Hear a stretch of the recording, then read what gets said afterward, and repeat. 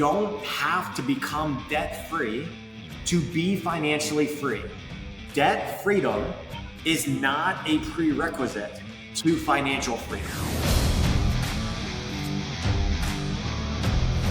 Welcome to another episode of The Tactical Empire. I'm joined by Sean Ryder. How are you, sir? I'm good, my man. Rolling with the week. It is the first week of college football, and we got like 70-degree weather, which is rare. So all the fans going to their first game on the end of August, early September with a light jacket. I mean, you can't ask for anything better than that. You can ask for 100-degree heat is what you can ask for. No, that's horrible. You Texans, you're not a Texan anymore. Or does that label never leave you? I don't know. Well, I mean, we are Texans on the road for sure, but like I think we home base out of Texas, and so that is where our address and everything is still. So I'd For say we're now, Texans. you made mention months ago that Carson is trying to get what, Florida, or has that Yeah, changed? yeah. No, that's still in the works. That's happening. Still a thing. Still a So thing. all good. All right. You still in Wisconsin? Yes, we are, and it is freezing up here. It was 50 this morning. It's crazy. It's ideal. What's it get to in the afternoon? 65? Yeah, 70? 70, Dude, 70. that's perfect. That's Not perfect. for not for the middle of August, man. Not I for the middle drank, of August. man, I drank my coffee on the front porch wearing a hoodie and sweatpants this morning, and now I'm wearing a t-shirt and shorts 6 hours later. It's awesome. All right, All right, let's give my the man. people what they want. That's Yes. right. Couple episodes ago, not again, a couple episodes ago, we had brought up, you made your comment that we used to make all the time. And it's been a while since it got brought up. We were talking about business owners and growth and whether they need to leverage their current thing or move funds to another thing. We got to talking and you made your comment, which is, a tried and true comment for you and the guys in the inner circle, which is, you'll rise and fall to the level of your leadership capabilities and your financial acumen, basically. Mhm. Okay. And it was like, shit, I haven't heard you say that in a while. And obviously, a lot of things we talk about do revolve around those two. Coming up on September 15th, the week of September 15th, we've been working on, we're going to release a week-long financial foundations course. This is going to be open to anyone and everyone that wants to be a part of it. It is going to be hybrid, live, virtual, and just online coursework. So the way that this course is going to work out is it's going to be Monday through Friday. Okay, we are going to be live on Zoom, Jeff and I, on Monday and Friday. On Monday, we're going to set the tone. We're going to set your thought process on how you need to go about the week, why it's important, and some of the things that you may be challenged on, may need to overcome in your money psychology as you take a look at your entire financial picture for yourself, for your family. Then we're going to release the work for Tuesday, Wednesday, Thursday in sequential order. You need to get the work done on those given days. Ultimately leading up to Friday, which is the Q&A. Come with your questions, come with your clarifications that you need, and then we'll move forward after that week. Why is this vitally important for anyone to be a part of? It's just a good idea to audit your financial structure periodically. I mean, and I think that financial education is a huge limiter to a lot of people. Just because it gets overwhelming, there's so much noise, there's so many different perspectives, there's so many people doing different things, and like it can get noisy. So hopefully, our intention is to cut through the noise and give you a framework and a roadmap you can just execute on, that is going to help clean up your family's finances, um, and then a plan you can stick to, essentially. Because I think that oftentimes, I mean, especially in today's day and age with the prices of everything and everything else, I mean, I think people are busy trying to survive. That's true. And so it's hard to see through the weeds of what you've got going on when you're just trying to survive. And like it's almost impossible to think of how to actually thrive and start investing. And so just like we were talking on a client call recently. I mean, there's layers to this stuff, and ultimately the financial foundations is like the base layer, foundational principle that you want to follow to make sure that you have cash flow available and sweep accounts and everything else, so that you've got allocations for money when opportunities arise. Yeah. What would you say when like I hear you say that, and like I think the same way. A lot of people just have limited financial knowledge, or it's just the bare minimum, right? Like elementary school level. Oh, I need to spend less than I make, which they know that, and they still don't do that. What do we say? What do we say to the people that say, I know what to do, and let's just say that they're telling the truth and they know what to do. I know what to do. I just have trouble doing it, right? Is that just bullshit, like reasoning and excuses that they're giving themselves, or does it just go back to like, yeah, but what you quote say you know what to do is the wrong shit. It's just basics. It's what we've been taught to keep the masses from going crazy in our country and just like make them feel like they're doing the right things when the right things are only going to get you average results, and the average person in the United States is not doing well right Yeah. Well, I think it's more of a like human nature thing and Parkinson's law now. thing. Like if you're not actively intentionally putting systems in place, your money's going to leak. There's no way around it. Like there's probably not anybody you could introduce me to that is above human nature and the law, Parkinson's law of expansion. And if you don't intentionally save money or sweep it away or invest it, then your situation or lot in life is never going to change, because you're constantly going to be starting over from zero over and over and over again every week. And so like and I think that there's a lot of people that know what they should be doing, but they also allow like life to get in the way. And so if you don't put the system in place and implement it and abide by it, you're never going to change anyway. I mean, you could have all the knowledge in the world. It's application of knowledge that makes a difference, right? Yeah. I think a tough thing is people. I think people can see the writing on the wall, right? They look at, let's just use an example. They look at their 401k, and over a long enough timeline, especially right now in the year 2025, when the stock market's technically at an all-time high, they can see that it's gone up, right? So that reinforcement there of it'll always recover, it'll go up, that's being reinforced. But these same people feel broke. They feel like it's not serving them, especially the people I'm talking, even if you're 10 years away from retirement. 10 years is a long time when you're talking about business cycles and macroeconomics and what can happen to your 401k the year before you're going to retire. Nonetheless, what can happen in your retirement. And so they have this feeling that what they're doing is not working. But then, it's kind of like a fishing, like they're reeling you in slowly because they have these macroeconomic business cycles of, yeah, it's not good, but stay in the market. You should be buying more. And then the market recovers. You're like, okay, yeah, I guess they're telling the truth, but I'm fucking broke because groceries are 40% more expensive than 5 years ago. But they don't know what the next thing is. They don't know what the alternative thing is. There are people out there who are still saving 5% of their income into a 401k to maybe get a 25% match from their employer because they call it free money. But then they're down negative $1,000 to $2,000 on their monthly expenses. And so they're living on a credit card at 20% interest. If that's you, you're losing. Even though you feel like you've been told, oh, you need to pay yourself first. Well, I'm paying myself first, so it'll work out in retirement. No, there's a different way to think about this. This is where Jeff and we're not going to say that everything you did was wrong. You did what you did based on the knowledge that you had. Hmm. Our goal our goal with free courses, with cheap courses, with expensive accelerators, with the monthly recurring mastermind is to help educate the guys. And in this case, open to everyone, women that come into the Financial Foundations course on an alternative way of thinking so you don't become a part of the average, the masses.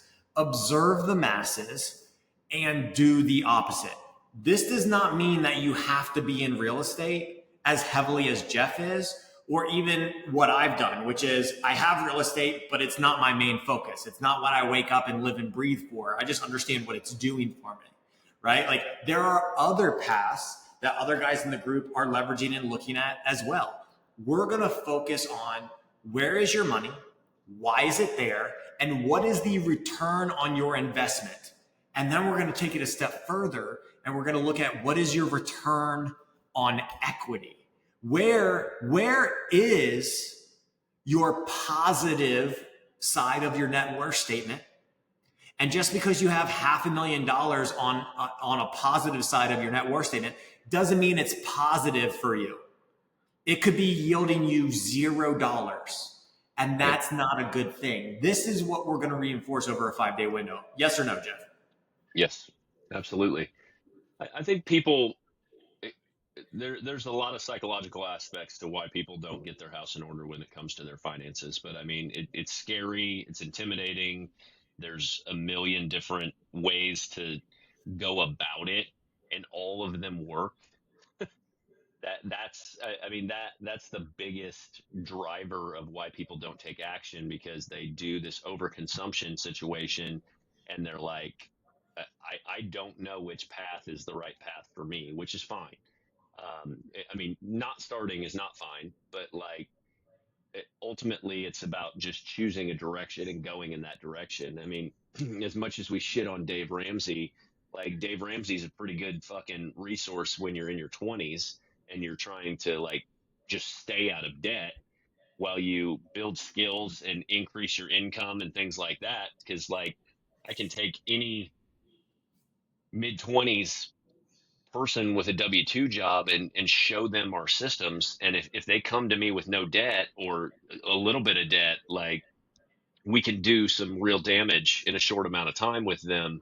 So like there's validity in all these different models is what I'm saying. And like now where Ramsey loses me is his inability to leverage what you're doing, because you can't stay ahead of the economic turbulence if you're unwilling to leverage what you're putting together. So if you're a good steward of money, then you should be leveraging your money and 5, 10, 20xing those dollars so that you can move a lot faster.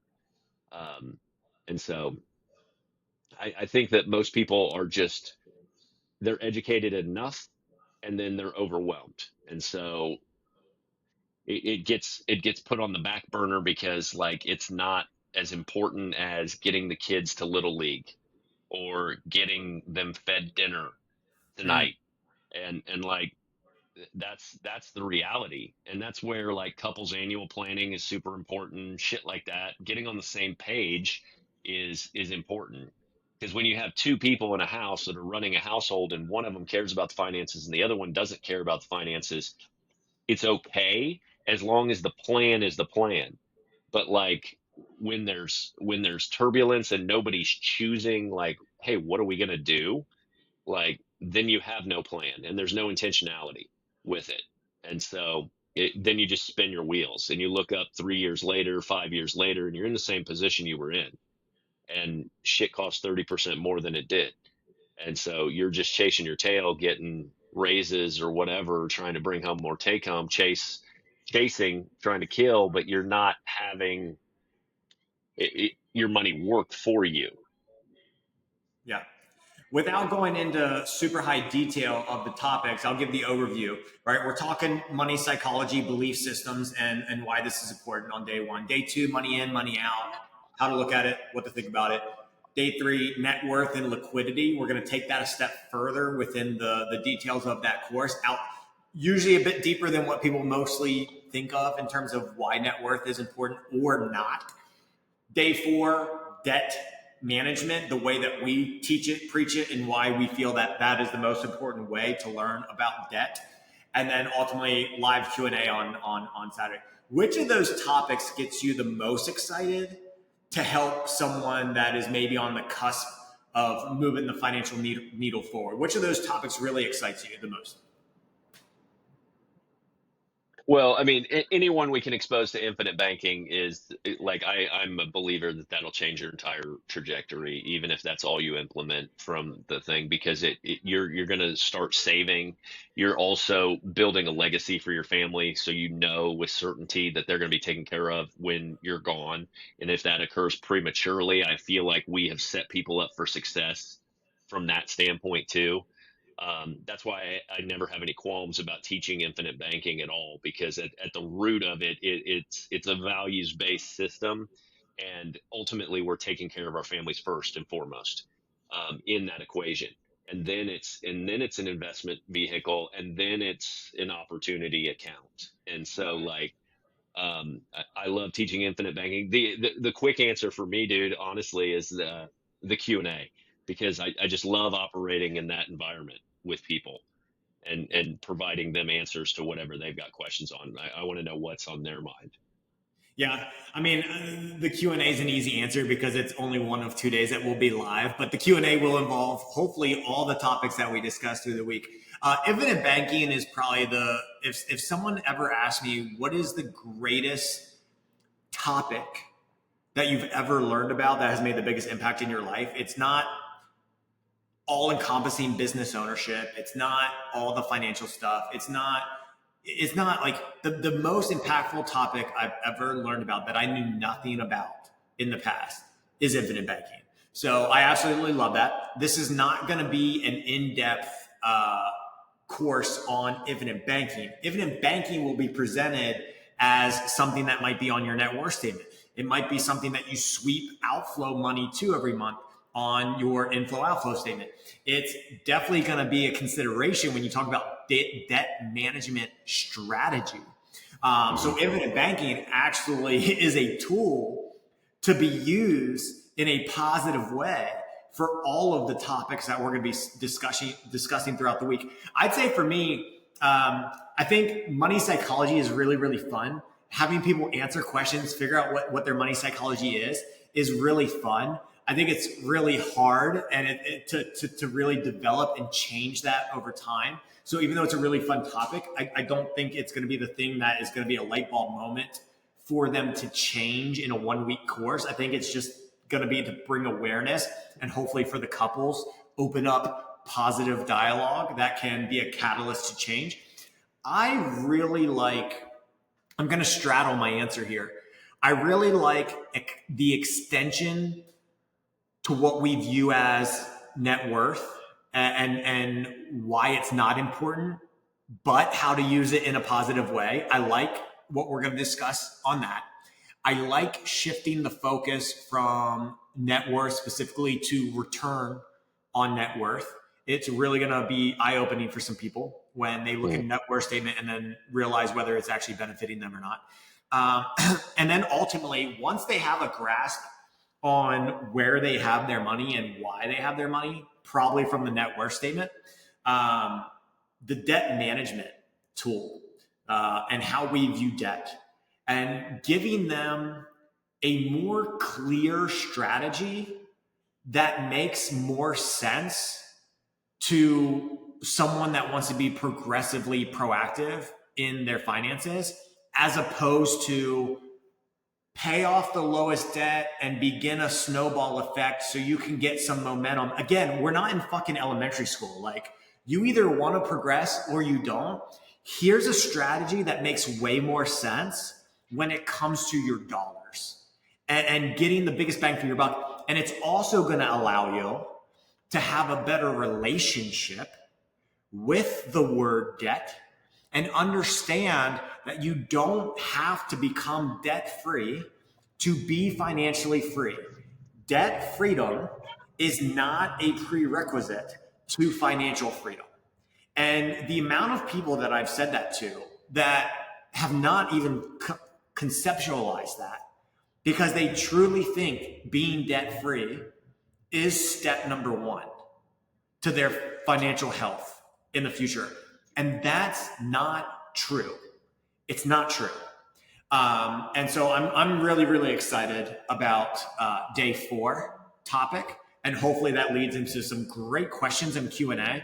And I think the questions aren't going to revolve so much around, hey, I didn't quite understand this thing, because you and I are really good at presenting information and putting it in a course form. I'm excited about the Q&A because it's really going to be about, hey guys, I did all the work. Take a quick look at this. If you were in my shoes, how would you think about this and what decisions would you make? At that point, the conversation gets really, really productive and eye-opening. Yep. And we'll run that Q&A as long as necessary, guys. It'll be an open-ended Q&A, and we will not leave any questions on the table. So it's gonna answer all your questions for sure. Right. All right, Jeff. We will be posting, guys. We'll be posting on social media. We'll be posting emails out there. Jeff and I's personal social media. We're going to push this thing. We're trying to get as many people into this course as possible, and we look forward to having you there. Jeff, send the people out. Guys, follow us on all the platforms, The Tactical Empire. Give us a subscribe on YouTube, The Tactical Empire Podcast, and you can join us at our free Facebook community and the Tactical Empire community as well. We answer questions in there anytime you guys have them. You can give us show ideas. You can give us any sort of topics. So let us know. Have a kick-ass week, and we will talk to you soon. Hopefully we see you in our Financial Foundations course.